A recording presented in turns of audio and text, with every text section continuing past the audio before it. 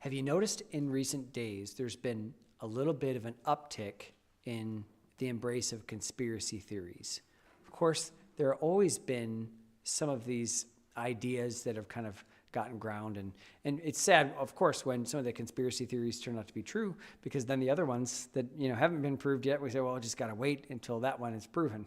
But it seems like today there are, on both sides of the political aisle, both sides, Christian, non-Christian, this embrace of conspiracy theories. And I think it's when I say conspiracy theory, I mean that there's this idea that there are these people out there kind of pulling the strings and making things happen, and that are kind of controlling things. And it's so prevalent, I think, first of all, because there's a desire to make excuses why things haven't gone the way that we want. I was kind of hoping that this is the way life is, and it didn't happen. It must be that someone was kind of out to get me and kind of ruin the things that I had. There's also probably a frustration with the many, many inequities that we find in life that we'd like changed. It's just not fair. A lot of people say, oh, this system is just against me. And if the system were different, if it weren't for these people that are kind of wrecking my life, things would be very different and I could have a better life. There's also a realization that there are powerful people that don't have my best interest in mind. And I think one of the reasons that people love Donald Trump is they felt like he was one of those powerful people that he was going to look after us. And there's something about that it's not just an embrace of someone like Donald Trump, but I want someone who's in my corner, because I know that there are people who don't have my best interest at heart. And so we understand that. It's a lot easier to blame some faceless cabal of dark-roomed villains than it is sometimes to face life as it is. And so when we think about, again, some of the inequities in life and how maybe unfair it is, there's always this temptation to go after these people. But even if those people exist, and I'm not saying they are, and I'm not saying they don't necessarily, in certain contexts, of course, there are people that are powerful and that don't have my best interest in mind. Of course there are. But when we as Christians think about those types of people and those types of things, we understand first and foremost that there is a greater power than those. We're not afraid of, if there are people pulling the strings, we know that there is someone even above them. And that brings us a lot of comfort. In 1 Peter chapter 3, verse 13, Peter says, "Who is he that will harm you if you be followers of that which is good?" He wrote that to people that he knew would be captured by some of the Roman authorities and killed, asking, who can harm you if you're followers of that which is good? Ultimately, your fate is in God's hand. Isn't that a good place to be? Cabals notwithstanding, isn't it great to be in the hand of a sovereign, almighty God? Romans chapter 8, verse 34, Paul says, "Who is he that condemneth? It is Christ that died, yea, rather that is risen again, who is even at the right hand of God, who also maketh intercession for us." That's a wonderful thing to think about. Yes, there are people who have my harm in mind, but there's also a Savior who became God, becoming flesh, and now is at the right hand of the Father, making intercession for me. That's a wonderful thing. We who understand that God is sovereign, we understand he's sovereign over everything, and that there is nothing outside of his control, and that there's nothing that happens that we could say, oops, God messed this one up, or oops, God didn't know that was going to happen, or, oh, if only God had known about this, he could have changed this. That is never, ever the case. God is not only powerful, but we understand he also has a will. He has desires that he can and will make happen. So James is writing to these people that have sort of forgotten that. They're acting a little bit like there is no God. I'm not talking about the people he's writing to generally, but in this section of James, he's writing to people who have forgotten that there is a God who is above them, and that there's a God who cares about the way that they live their life. There's a God who cares about their values and about the way that they live and the way they treat other people. And he's trying to tell them, you need to understand that it's not just you and the world and the system. There's a God that's involved in this as well. And he calls them out twice. Notice in verse 13, go to now. In chapter 5, verse 1, go to now. Those are the only two times that phrase, it's a two-word phrase in the Greek, only time that those two words show up. And it means, hey, listen, essentially. Hey, pay attention. Yeah, you've gotten way off, and now it's time to kind of get back to the center and find out what's up. So he calls their attention to this problem. And it's mostly those who are rich and feel that their money gives them some kind of special power. Now, you might be saying, well, Pastor, most of these sermons have been very applicable to me. When you talk about wisdom, we all need that and everything. But I'm not one of these wealthy people that he's talking about here in James chapter 4 and 5. That's just not me. I'd love to find out what rich people problems are, but I'm sadly probably never going to. And so this isn't for me. Well, I'll just remind you that we live in the wealthiest country at the wealthiest time in human history. That we can do things that no one has ever been able to do, that we enjoy more comforts and more health and more help than any other people in world history.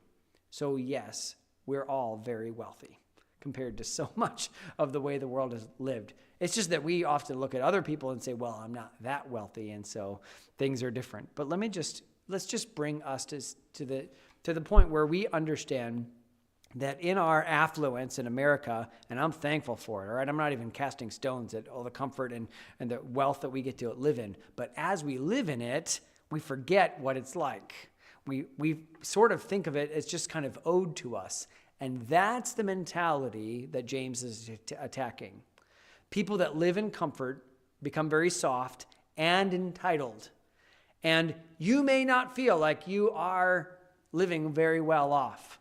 But you're here in a warm building, and you got here probably in a car that that was comfortable, and you're probably going to go to sleep tonight in relative safety, not just from our borders, but in your own home. And so, yes, you're very well off, and James has something to say to you as well. What he is going to call them to is to reorient themselves to not depending on their wealth and not using their wealth in wrong ways, but to put at paramount and the number one, God's will. What does God want for my life? What does God have for me? And if you'll make that preeminent, all the other things have to fall under that. But if you will instead make things that are not God a bigger priority and a motivation for you, you know what the Bible calls that? An idol. And God, just as he said in verse number 6, he will resist the proud and giveth grace to the humble. He will resist your idols and bring you to the point where you are fully dependent on him and his will. And it is better for you to do that in your own heart than to bring God's discipline on you for that. So let me give you some thoughts about God's will. First of all, you need to recognize the will of God in your future planning. Notice chapter 4, verses 13 through 17. I'll read it for you, and then we'll look at it. Go to now, ye that say, today or tomorrow we will go into such a city, and continue there a year, and buy and sell, and get gain. Whereas ye know not what shall be on the morrow. For what is your life? It is even a vapor that appeareth for a little time, and then vanisheth away. For that ye ought to say, if the Lord will, we shall live, and do this or that. But now ye rejoice in your boastings. All such rejoicing is evil. Therefore, to him that knoweth to do good and doeth it not, to him it is sin. Verse number 3 describes the business model of these business owners who want to try to live independently. And it's a very normal business model. Hey, we could go to this other city where they don't have this product, and we're going to buy and sell. That's just one word that means we're going to make merchandise. We're going to buy maybe raw products, and we're going to turn it into something, and we have the know-how how to do that, or we know we have the networks to bring in these kind of products, and all we have to do is distribute, and so we're going to somehow make a business in this city, and we have a plan. We're going to do that for about a year, and then our whole hope is that we will somehow make a profit. Is there anything wrong with starting a business and making a profit? No. I mean, even Proverbs 31 talks about the virtuous woman who considers a vineyard and buys it. She makes clothing and she does all these things. She's very industrious. The Bible commends that. There's nothing wrong with that. There are very wealthy, industrious, hardworking people in the Bible that were godly people. Abraham, Job, David, godly people who were good businessmen. And we need businessmen who want to do the right thing. But he reminds them in verse number 4 that life is short and that they don't know what's going to happen. And it's one thing to say, I hope this will happen, or I plan on this happening. It's another thing to say, this is what we have to do. This is what we're going to do. So he says in verse number 14, whereas ye know not what shall be on the morrow. For what is your life? It is even a vapor that appeareth for a little time and then vanisheth away. He reminds them life is short. Life is vapor. It may disappear very quickly. Then what? Right? You've heard the saying, he who dies with the most toys wins. The phrase I always saw on witness wear t-shirts growing up is, he who dies with the most toys still dies. And you don't get to take any of those toys with you. So he's just saying, all of this that you're working for may disappear. Now, none of us live as if we might die later. Like, you didn't sell everything before you came to church knowing that you'll never see all those things again, and you wanted to put all that money in the offering plate or something. You have a right and an ability to live on your own and to live comfortably. Nothing wrong with that. The problem is not having stuff, starting businesses. It's the presumption that I get to do this for as long as I want to, with no relation at all to what God might want. To live for tomorrow is to take what has not been given to you, is to take a promise that God has not made and saying, this is mine. And I think that's why we meet a lot of people that are very bitter, because they're upset about what they were promised, what they thought they were promised, but they never were. They are so upset that I have a right to this. Everyone else does. Whatever it is, when there's a death in the family, it's all the future that's been robbed from me. That's the sadness that comes. All the things that we could have done, all the memories we could have done. And I feel for you and I understand you, but those things were never promised to you. And to be bitter because you felt like they were yours when they haven't materialized is wrong. So in Proverbs chapter 27, verse 1, boast not thyself of tomorrow, for thou knowest not what a day may bring forth. He says in verse number 16, not just that this boasting of the future is wrong-headed, but that it's evil. And so we need to put it in its proper perspective. Now, we understand that there's very little control that we have in life. Imagine, all right, I'm just going to go to the store for something quick. You get in your car, and as you're leaving the garage, you scrape the mirror against your door. That's frustrating. You're driving out, and all of a sudden there's somebody that just comes across and almost cuts you off. And, I'm frustrated now, and I'm driving. And it seems like every slow driver is right in front of me. And what I thought was going to be a quick drive to the store takes me, 15 minutes just to get to the place I'm trying to get. And you get there, and there's no parking spots up front. And so now you have to park all the way back, and you get out. And as you get out of the car, you slip on the ice, and you're so frustrated. And you go in, and there are no carts left. And you're, okay, fine, I'll just carry all this stuff.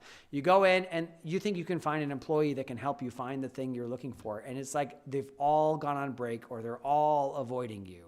Finally, you find one, and they seem really annoyed to help you. But you finally say, I'm looking for this. And they tell you, I think we have those. And they take you to the wrong place. No, I'm looking for this. So you take you to another place. No, I'm looking for this. Oh, I think that's over in this aisle. So you finally get to the aisle where it is, and they're all out. You say, forget it. And you get back in your car, and you slip on the ice as you're getting into it, and you go through the parking lot, and there are people that are slow. You have to wait for them as they're going across the parking lot. Finally, you get all the way home, and you have nothing to show for it. And you say, yes, welcome to my life. You've just described, my most frustrating dream. We take that, and we realize there is very little control we have over so much in life. We want to think that we have control and it's going to be just like this and that, and it is just not. There are so many factors standing in your way. And so in recognizing that on a micro level, understand that on a macro level as well. Think back to a time in your life where you really felt out of control, where you really felt like, I am not in control of my life. I am barely hanging on for the ride. And those are frustrating times, I think, because we assume that there ought to be or there should be some kind of control. Why do you assume that things just should be the way that you want them? I think there's a certain arrogance there.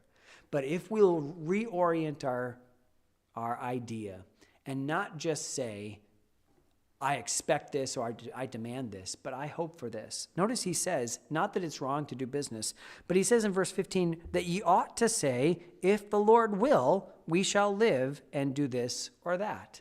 Nothing wrong with starting a business, but it's everything right with saying, God, we want you to bless this, and we want you to be in this. And Lord, whatever you want for us, that's what we want. If you want us to do well in our business that we have, that we can give to others, or that we can make a profit and live comfortably, then that's what we want. And if it's not your will for us to be here, we'd rather know that so we don't lose everything that we've put into this. So it's important for us to understand that. Now you might say, well, does that mean that God controls everything? No, I think we have to understand that God gives agency to mankind. There is such a thing as, I would say free will, but I feel like free will is such a misnomer because it's not exactly free. We understand that every decision that everyone makes is in some part tainted by sin. All of us have things that we know to do right and things that we want to do that aren't always right. And though we have the choice, we also understand that we have a bent to do the wrong thing. But let's not pretend that God has no control. Even as he's given us a free will, even if he's given us a will of choice and agency, he also has control over that as well. Now, God doesn't ever make anyone do anything that they don't want to do, but he has ways of getting us to that point anyway. So at the end of the book of Genesis, Joseph's, when he's talking with his brothers, and his brothers are worried that now that dad's dead, Joseph's going to say, so about that pit, they're all worried about this. And so they said, oh, but dad said that he'd like you to forgive us before he died. Could you do that? This is dear old dad's dying wish that you would just forget all those nasty things that we said and did to you. And remember, Joseph's reply is, you meant it for evil, but God meant it for good. I see God's hand in all of this. Now, isn't that a strange thing to think about?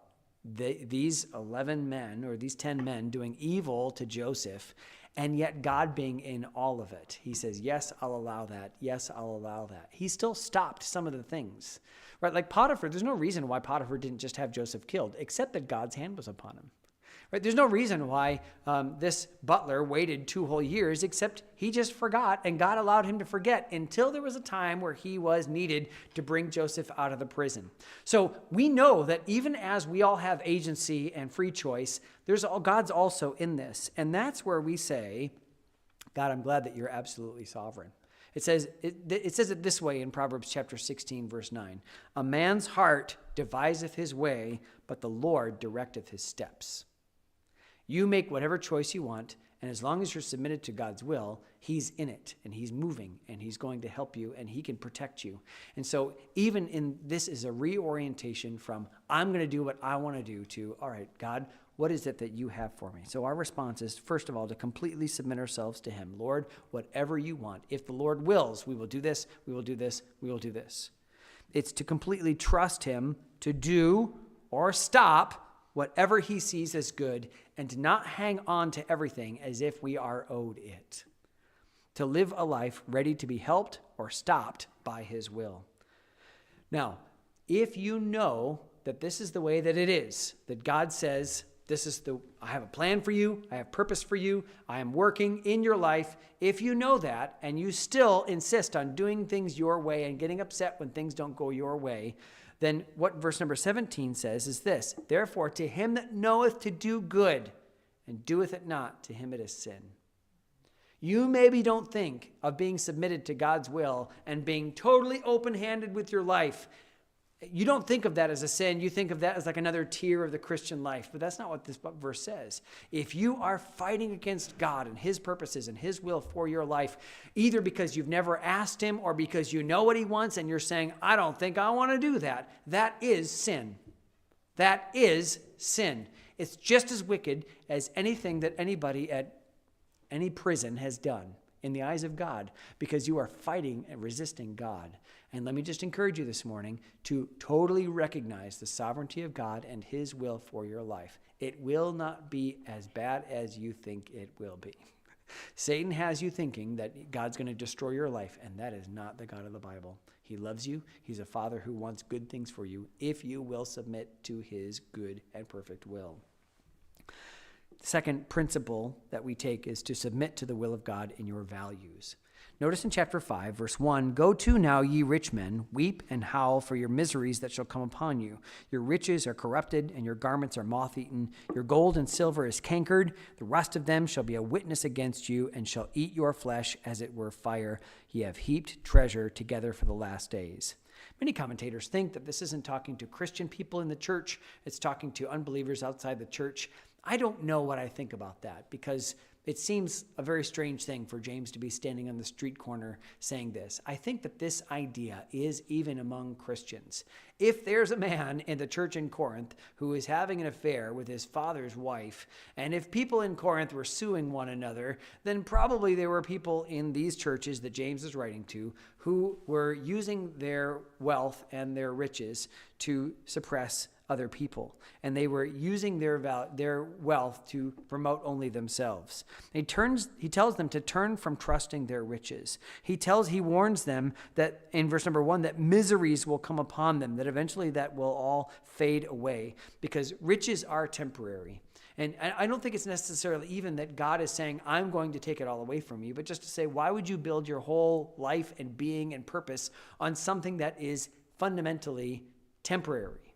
Why would you do that? In Proverbs 23, verse 5, wilt thou set thine eyes upon that which is not? For riches certainly make themselves wings. They fly away as an eagle toward heaven. You've heard the phrase money talks? It sure does. It says goodbye. That's what we know about money, right? You get it and it's gone.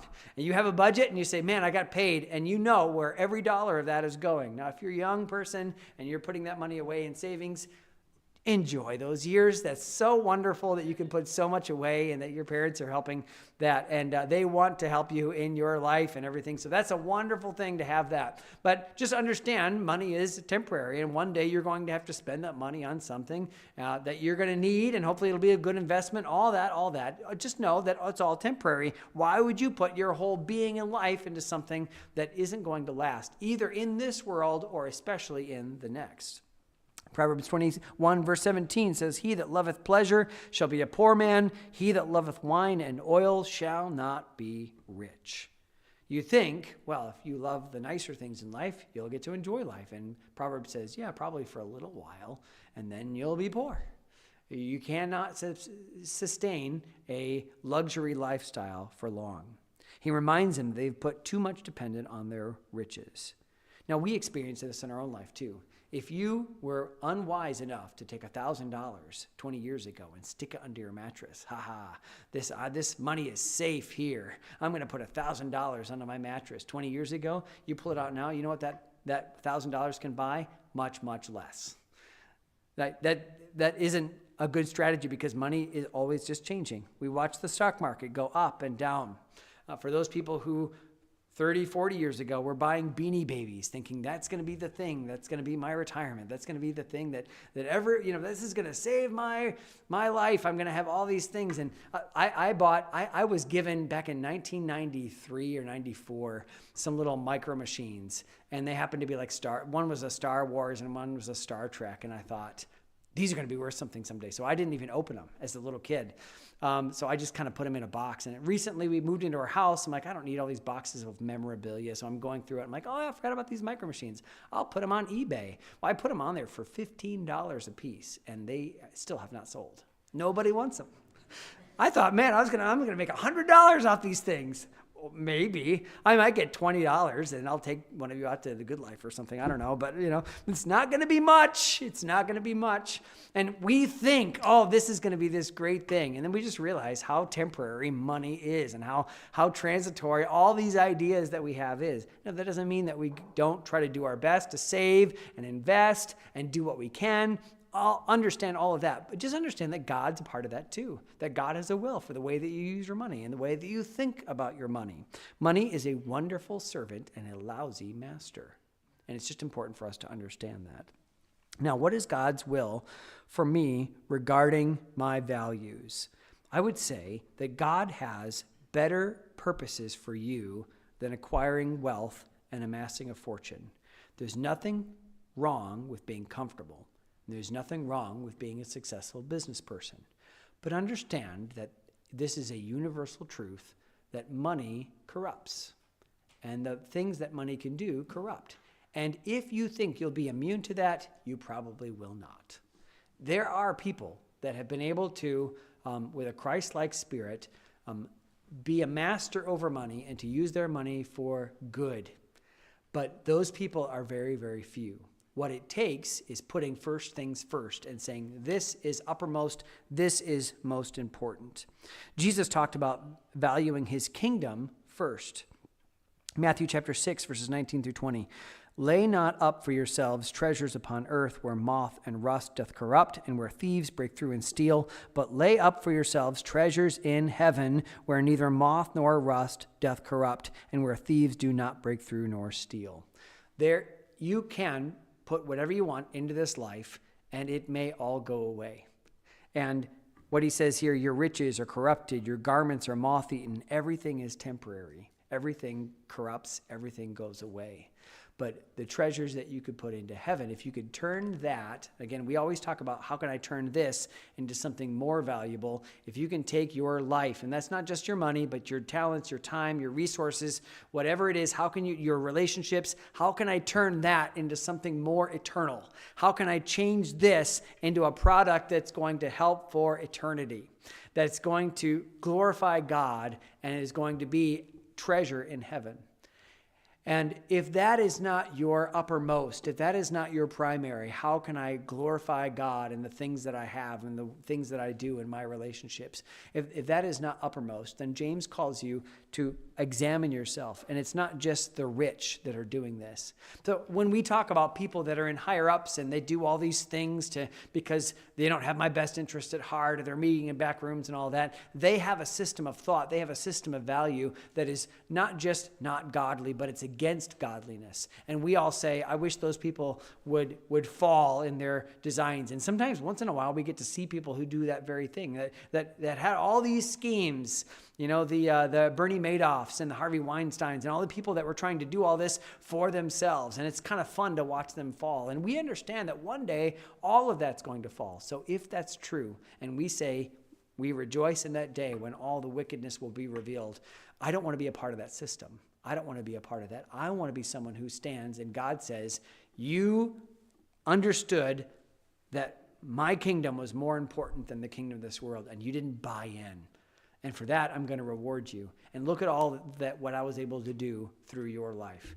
If that doesn't sound important to you, then this is a gut check for you. This is a heart check for you. If you'd say, yeah, but that's all invisible. That's all out there. I don't know anything about that. I don't know what that day is going to be like. Listen, I can't give you specifics. I just know it's something to strive for. I just know it's something. And if you aren't sure where you are on that spectrum, let me ask you this. What is that thing that if it was taken away, you'd be angry at God?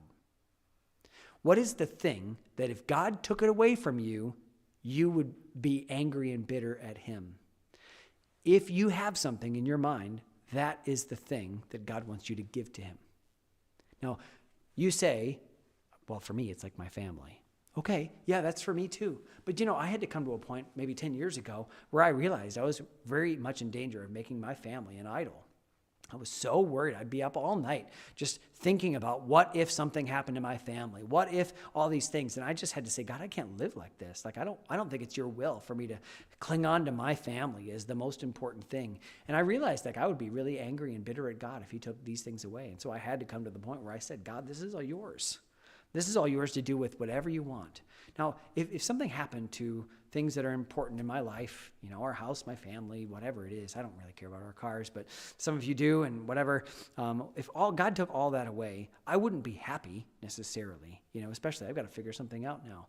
But at least understanding the will of God and his sovereignty, I would trust him to know this was not a good thing for me to have. This was not a good thing, a path for me to be on. And I'm trusting that God knows what he's doing. It's submitting to the will of God in my values and not just my things. So are you valuing his will and his purposes above everything else? Are you wanting to be used as a vessel to show his importance? Or has it all been about showing others how important I am? In Ephesians chapter 4, verse 28, it says, let him that stole steal no more. And we say, yeah, that's right. You shouldn't steal. But it goes on to say, but rather let him labor, working with his hands the thing which is good, that he may have to give to him that needeth. It's not just don't steal, but work. Why work? So that you can have, so that you can give to those who need, so that you can glorify God. The first principle is recognizing the will of God in your future planning. The second principle is submitting to the will of God in your values. And the third principle is fearing the will of God in your treatment of others. So that God's will is not just a plan for your life. That's part of it. But a part of it is what God wants. And what God wants, love the Lord your God with all your heart, soul, mind, strength, and love your neighbor as yourself. And if there's something that you want that would make it so that you are disobeying those two commands, then that is something that God's going to, what he says again in chapter 4, verse 6, resist. Notice verse number 4, behold, the hire of the laborers who have reaped down your fields, which is of you kept back by fraud, crieth. And the cries of them which have reaped are entered into the ears of the Lord of Sabaoth. Ye have lived in pleasure on the earth and have been wanton. Ye have nourished your hearts as in the day of slaughter. Ye have condemned and killed the just, and he doth not resist you. James rebukes these men for mistreatment of others, especially those who had been working in their fields. They had hired these laborers, they reaped down their fields, and they didn't pay them. They were living instead for themselves. And those poor people cried out to God, and God is the Lord of Sabaoth. Now, until this week, I thought Sabaoth was just like the Sabbath, and I didn't really understand what the Sabbath had to do with any of this. But the word Sabaoth is the Lord of hosts, which is God's term in the Old Testament for he's not happy and he has an army and he's going to bring judgment. Okay? The Lord of hosts, the Lord of angels, all the armies of heaven, that's the Lord that is going to avenge these poor people. So that puts things in a little different perspective. They will be punished if they don't do right. So Psalm 140, verse 12, I know that the Lord will maintain the cause of the afflicted and the right of the poor. And Proverbs 21:13, whoso stoppeth his ears at the cry of the poor, he also shall cry himself, but shall not be heard. For those of us who use our wealth to oppress others and who don't take on the help and comfort of others, God says that is not right either. You should fear the will of God in your treatment of others. Now, there are many people we understand who live with no reference to others, only themselves. And sometimes we get angry at rich people who just kind of live their lives like there's nobody else on the planet. And maybe you get upset when you think about all the good that a rich person could do with all their wealth. And you say, why aren't they doing it? But the question comes right back to the person in your mirror. Why aren't you doing anything with the things that you have? And I'm sorry if you think somehow that one day when you're rich, that's the day you'll use your money to do something good. No, if you're not doing it now when you have very little, you won't do it then when you have a lot. The lack of you doing good for someone has nothing to do with the money in your bank account. It has everything to do with your heart. And you should fear that God has given you good things to use for his glory, and you are not using it. Again, I'm talking about money because that's the context of the passage, but there are many different applications for the things that God's given you that you ought to use to glorify him and to do his will. And if you're not doing them, then you're not better than the people that were hiring all these people, promising to pay them, and then didn't. You think of yourself as very different than them, but James is saying, listen, this is all of us. We have things that we could use to do good for others, and we aren't doing it. We want companies who put profit before safety be held accountable. But what about us who put our own comfort above the comfort of others? We're glad that God keeps score and that he looks out for the poor. In Proverbs 22:16, he that oppresseth the poor to increase his riches, and he that giveth to the rich shall surely come to want. And we say, yes, that's right. They're going to get theirs. But what about me? What about you? Now you might say, listen, as long as I'm saved, it doesn't matter. And I hope that the gospel means so much to you that you would understand what that means. You would understand that the gospel, the good news, means that Jesus Christ died on the cross for your sins. That if you recognize that you're a sinner, that you've done something to offend a holy God, then that he is angry at your sin. But at some point in your life, you came to know Jesus Christ as your personal Savior and to trust him, that what Jesus did on the cross, he did for you, and to exchange your sin for his righteousness so that you could have the righteousness of God and get to heaven. If you've accepted that free gift of salvation, what a wonderful thing. That is the beginning of life with God, not the end. Because God has greater things for you than that. We are made for this life more than just living and getting to heaven when we die. There is a sense in which God gets what he wants. In verse number 6, ye have condemned and killed the just, and he doth not resist you. The poor can't do anything about what the rich do against them. They have no means of doing it. The big companies have lawyers, and if you try to sue them, you're going to lose. We all understand that, and that's frustrating to them. But what he says here is that God will be the one who comes after those who are oppressing the poor. He is a defender of those who need him. And again, in Proverbs chapter 22, verses 22 and 23, rob not the poor because he is poor, neither oppress the afflicted in the gate, for the Lord will plead their cause and spoil the soul of those that spoiled them. For us, as Christians, we understand that God's will is to use us to be a blessing and to be a help to others. Our lives are not to be lived however we want, when we know that there are other people who have needs. And whether that is, again, a use of your time to call somebody. I know that you have a lot of things that you want to do with your time. There are shows to watch. There are phones to scroll. There are feet to be put up in front of the fire. And I hope that you all have time for those things. That's wonderful. There are also people that have real needs, and they could use a phone call. They could use a card. They could use a visit. They could use a gift. They could use a talent that you have. They could use some of the things that you have to give, that God's given you as a steward to be able to see God in a different way, if you will use them. Our lives are not to be just be lived however we want. And again, I'm not just talking about money. I'm talking about all of life. So it tells us in Proverbs chapter 12, verses 1 and 2, I beseech you therefore, brethren, by the mercies of God, that you present your bodies a living sacrifice, holy, acceptable unto God, which is your reasonable service. And be not conformed to this world, but be ye transformed by the renewing of your mind, that ye may prove what is that good and acceptable and perfect will of God. It is a whole life on the altar, and when we pass the plate, it almost seems too small. I understand that First Baptist Church at some point had a huge offering plate, big enough for a person to get into it. And there was a call to say, God, everything I have, my past, my future, everything I have is yours. And to get on that altar, get in that offering plate and say, yes, Lord, I can give you a little bit of my money. And I can give you 10% of what I have. But Lord, what you really want is all of me, all of my time, all of my resources, all of the abilities that you've given me, God, all of it for your honor and glory. And as we think about God's will, then we need to understand that it is God's will to use you and everything he's given you to glorify and honor himself. And to refuse to do that is not just you're missing out, but it is sin.